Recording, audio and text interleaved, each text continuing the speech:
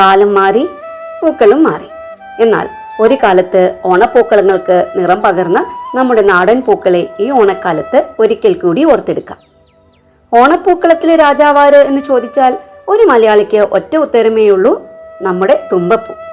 വെളുത്ത മുത്തുപോലെ തുമ്പച്ചെടിയിൽ വിരിഞ്ഞു നിൽക്കുന്ന ആ കൊച്ചു പൂവിൽ നിന്നാണ് പണ്ടൊക്കെ ഓണപ്പുലിരികൾ തുടങ്ങിയത്.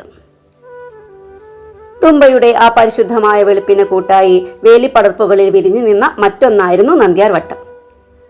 രാത്രിയുടെ കുളിരിൽ വിരിഞ്ഞ് നേരം പുലരുമ്പോൾ മുറ്റത്ത് പൂമഴ പെയ്യിക്കുന്ന പവിഴമല്ലിയുടെ സുഗന്ധം കൂടിയാകുമ്പോൾ ആ അത്തപ്പുലരികൾ സമ്മാനിച്ച അനുഭൂതി ഒന്ന് വേറെ തന്നെ ആയിരുന്നു. വെളുപ്പിന്റെ തെളിമയിലേക്ക് ചുവപ്പിന്റെ തനിമ കൊണ്ടുവന്നത് നാട്ടിൻ പുറത്തെ ചെത്തിപ്പൂക്കളാണ്. ആ ചുവപ്പിന് കൂടുതൽ അഴകേകാൻ പല നിറങ്ങളിൽ വിരിയുന്ന മുറ്റത്തെ ചെമ്പരത്തിയും മഞ്ഞ നിറത്തിൽ കുഴൽ പോലെ വിരിഞ്ഞു നിൽക്കുന്ന നാടൻ അരളിപ്പൂക്കളും മത്സര ബുദ്ധിയോടെ ഓണപ്പൂക്കളത്തിലേക്ക് ഓടിയെത്തും. ആ മഞ്ഞച്ചന്തത്തിന് തിളക്കമേറ്റാൻ മതിലരികിൽ വിരിയുന്ന കോളാമ്പിപ്പൂക്കൾ കൂടിയെത്തുമ്പോൾ പൂക്കളത്തിന് ഒരു പ്രത്യേക ഐശ്വര്യമാണ്.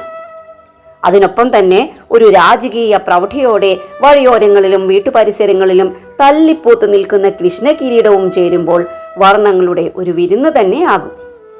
നീലയും വെളുപ്പും നിറങ്ങളിൽ വള്ളികളിൽ അലങ്കാരമായി പടർന്നു നിൽക്കുന്ന ശംഖുപുഷ്പം പൂക്കളത്തിന് ആഴമുള്ളൊരു ഭംഗി നൽകിയപ്പോൾ പല നിറങ്ങളിൽ കാറ്റിൽ ആടിയുലിയുന്ന കാശിത്തുമ്പകൾ ആ കാഴ്ചയ്ക്ക് കുളിർമയേകി. തൊട്ടാൽ നാണിച്ചടയുമെങ്കിലും പറമ്പുകളിൽ വിരിഞ്ഞു നിൽക്കുന്ന തൊട്ടാവാടിയുടെ കുഞ്ഞു പിങ്ക് പന്തുകളും വട്ടപ്പെരുക്കിന്റെ കുഞ്ഞു പൂക്കളും വരെ അന്നത്തെ കുട്ടികൾക്ക് പൂക്കളം ഒരുക്കാൻ അത്രമേൽ പ്രിയപ്പെട്ടതായിരുന്നു. ഈ ഓണക്കാലത്ത് ഈ പൂക്കളെ മാത്രമല്ല, അവ സമ്മാനിച്ച ഓർമ്മകളെയും ഒരിക്കൽ കൂടി നെഞ്ചിലേറ്റാം. എല്ലാ മലയാളികൾക്കും ഹൃദയം നിറഞ്ഞ ഓണാശംസകൾ. നന്ദി, നമസ്കാരം.